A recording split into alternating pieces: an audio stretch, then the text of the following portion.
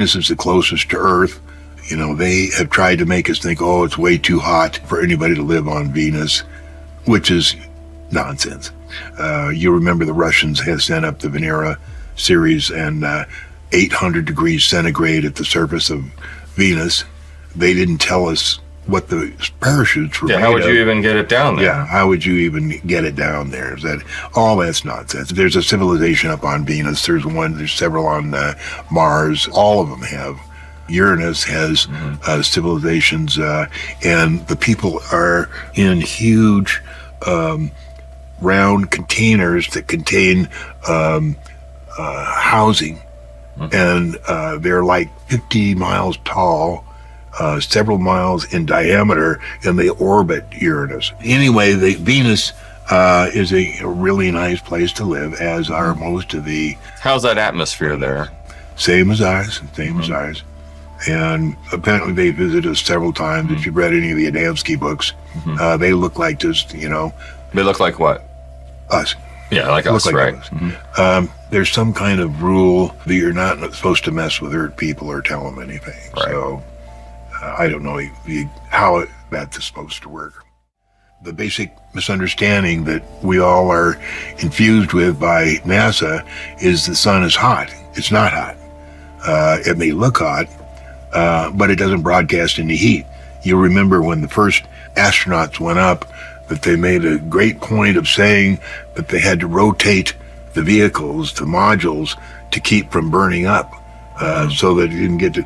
Actually, there is no heat coming from the sun, so you'll notice that nobody had to rotate. The International Space Station doesn't have to rotate because there's no heat from the sun. What there is coming from the sun is an electromagnetic wave, and this wave is changed from... it goes through our atmosphere, and our atmosphere changes the temperature of the atmosphere inside the Earth. So Mercury is supposed to be hot enough to melt lead. No, it's about the same temperature as here, because their atmosphere modifies the electromagnetic wave that comes out of the sun.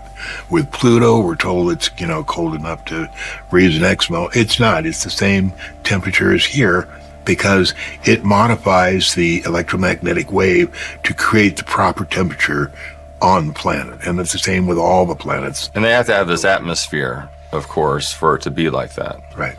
Right. Let's go to Mars. I mean, a lot going on there.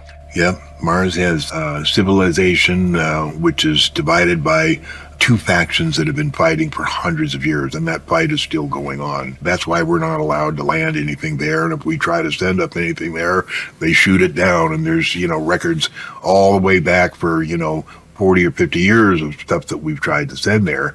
The original rover series, well, to start out with the original Viking photos, right. Where the two guys, I think DiPietro and another guy, found those two pictures of the Cydonia region, and they showed the pyramids and the face on Mars.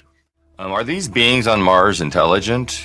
Absolutely, yeah. And how far more advanced are they than we are, would you say? Well, they can shoot down anything we put up there, so I imagine they're pretty far advanced. I don't know if they're as far advanced as the humans on the moon, but everything's more advanced than us. Right.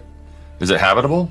Yes, it has a breathable atmosphere, and it's not red like NASA would have us believe, and there's plenty of water.